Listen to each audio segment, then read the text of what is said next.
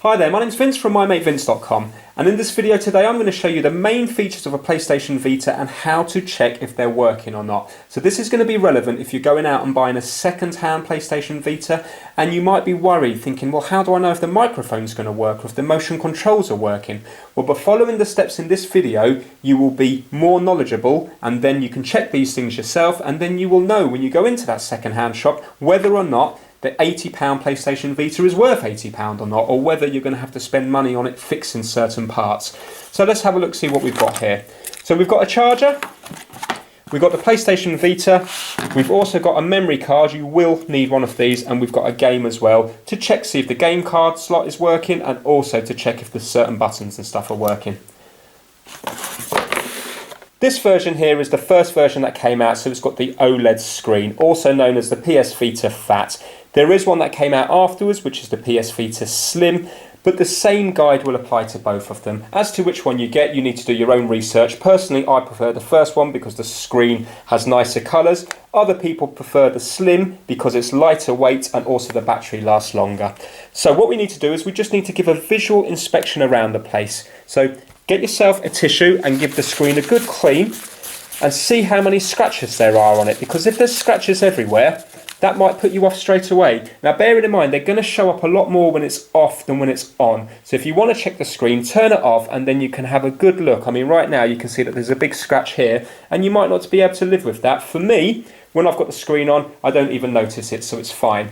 Now working your way around the Vita, you can see here that I've got a big bash here, so you know that that has been dropped at some stage, but that doesn't necessarily mean there's going to be any faults with it, because these are really well made. Remember, they're made by Sony. They spent a lot of money on these ones, especially the first version, so you may not have any issue with it whatsoever, even if it's been dropped numerous times. So what to look for is the screen, the general condition, and also make sure you look up here. So have a nice look up there and make sure you're happy that it all looks correct and that there's no gold pins sticking out from that middle bit. So this one you can see is okay. If you see that there looks like there's going to be damage, then you might get away with charging it fine to begin with, but then after a little while you might find that it will start going faulty. So first things first, we are going to plug it in and make sure it is actually charging. Right, as you can see, the orange lights come up there, so I know it is now charging. Now what I'm going to do is I'm just going to unplug that for a minute and I'm going to put the memory card in. You need to put the memory card in when the system is off, and it goes this way in. So you've got your front there and it's got the gold pins up and facing you. I'm just going to push it in there until it clicks into place, then close the lid. Right, now we're going to turn it on, so you just hold down the on button. Hold it down for a good 3 or 4 seconds and you will see the PlayStation logo come on. You can leave it charging if you want, just to make sure that there isn't any issue with it. You can see now the light's gone to blue and it's just booting up. Right, I'm going to show you what you can do now to check the main features of it. Now if you're happy that it's charging, which it is now, just unplug it just to make sure that it does last without the charge, because remember, if that battery is faulty, it's going to work while it's plugged in, but as soon as you unplug it, it's going to lose charge. So you can see now that I've got a full battery anyway, but even if it's not full, it should still hold its charge for a bit. So now, to check the main features of it, we want to go to Welcome Park, and with that we're going to be able to check the motion control, we're going to be able to check the microphone, we're going to be able to check the touchpad at the back, and the camera. So we're going to be checking the main things via Welcome Park, so we don't even need a game for this. So scroll up or down until you get to Welcome Park and give it a tap. Now you can already hear that I've got the sounds coming out fine, so we know the speakers are working. Right, first things first, I want to check the touchpad at the back. So all I'm going to do is, if you have a look at this globe here, the world, I've got my fingers at the back here, and can you see when I move it around the finger here, so all I'm doing is this, I can see now that it's moving up and down, left and right. So I'm moving up and down, left and right with my right hands, yeah? So I know now that the pad's working on that side. I'm going to do the same with my left hand on this side, and you can see as well, up and down, left and right. So I know now that the rear pad is working fine. Next we're going to check the touch screen.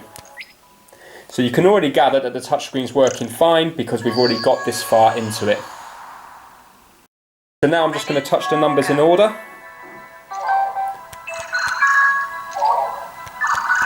So you can see now that the touchscreen is working. And if you keep doing it, it's going to get to the stage where you have to use 2 fingers. So then you know that multi-touch is working. Right, now I have to use 2 fingers at the same time. So you can see now that it even works on 2 fingers. So I'm happy now that the touchscreen's working. So let's go to the exit door, return to the main menu. And now I want to check the cameras. So on this we've got a camera at the back and we've got a camera at the front as well. So if you go to this one down the bottom here, this one here, the camera with the squares behind it, and press play, we're then going to be able to check the camera. Right, so right now that's the front facing camera and that's the back facing camera. So that's the front. Take a picture by pressing the and if you have a look, you can see my finger up here because here's a little camera, and if I press this one, you'll now see the table. So I now know that the camera's working fine. Let me take a picture. How many pieces would you like? And let me go back to camera again. Take a picture by pressing the camera icon. And I'm going to go to the front facing camera, and now I'm going to take a picture again. There we go. So I now know that the camera's working both front and back. Return to the main menu. Right, so to check the motion control, we're going to be using this icon up here, up the top. And we're going to go to play. And this is going to be a little skateboarder, and when we move it left and right, he or she will move left and right, and when we do this, it will jump in the air. Go. So if you have a look, I'm not touching any buttons. I'm just controlling him via moving the PS Vita. You see? That way, and then jump. So now I know that the motion controls are working.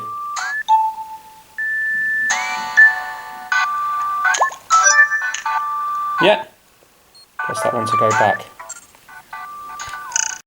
Right, now I want to check the microphone because there is a little microphone built into this. Right, microphone is this one here. You'll need to use the microphone for this tutorial. Record sounds and then experiment with what you've recorded. So what I have to do is I just have to tap somewhere. Testing. Testing. 1, 2, 3. 1, 2, 3. So you now know that the microphone's working. 1, 2, 3. Okay. 1, 2. So they are the main features there. So the last thing we have to do now is just pop the game in, and just to make sure that the analog sticks and the buttons and stuff seem to be working okay. Now depending on the game, you're not going to be able to test everything. So we're going to put the game in now. So we put this in the slot up the top here, and we do it where it's facing us and the writing's the way you can read it, so it's not upside down, and just push that in until it clicks into place. So before we do anything now, let's just check the analog stick. So I'm using the left analog stick, moving it around the screen to the different icons. That works fine. Now I'm going to use the D-pad, and you can see the D-pad's working. So I know the left analog and the D-pad's working. Now let's go to Ridge Racer. I'm going to press X, or I can tap the screen. I'll press X, and now I know X is working. And again. So play the game for a while. Use as many buttons as you can. See if the shoulder buttons work and stuff. Obviously it depends on the game you're playing. Chances are you won't be able to test every single button on it. But play it for a while and make sure that it's responsive and it feels nice. So for example, if it's drifting, then that's not right. These analog sticks should go straight back to the neutral position in the middle. If there's an issue with anything, it could just be a bit of grime, but it might not be. It might be something more serious.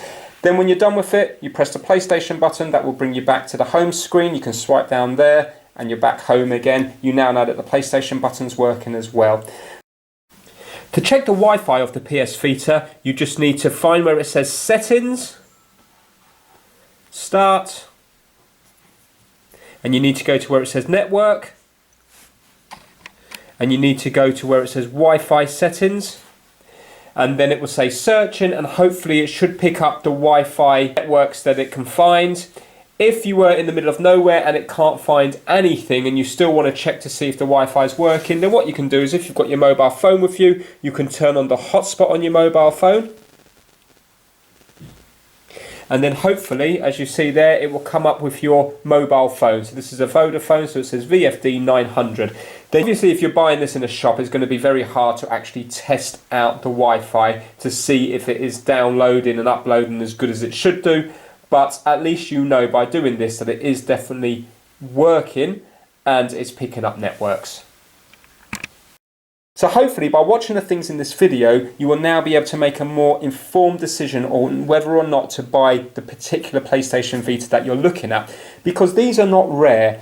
If you're not happy with something, then don't go for it. Wait for another one to come in. Now remember that scratch I showed you earlier on the screen? Well, you can still see it there, but as you see, it doesn't really take away from the screen when playing anything, but it is noticeable. If that scratch was 2 or 3 inches going across the screen, then your eyes would keep focusing on that. If you can live with it, great, use it as a bargaining tool and get some money off. But don't get it thinking you can repair it or rub it out, because chances are you're not going to be able to buff that out. And to repair this would probably cost £40 or £50 to repair the screen, and yet the whole item you should be able to get for around 80 or 90 UK pounds. So you don't want to buy it to then have to spend that money out again repairing the screen. It's best to get the best one possible that you can, even if that means spending a bit more. So if you've got an £80 one with plenty of dings and scratches on the screen, you might get nearly an immaculate one for about £95 or £100, and it's better to save up and spend that extra money on a better version rather than trying to fix up a bad version. So I hope you liked the video. Please give it a thumbs up if you liked it, and please subscribe for more how-to videos. Take care, bye now.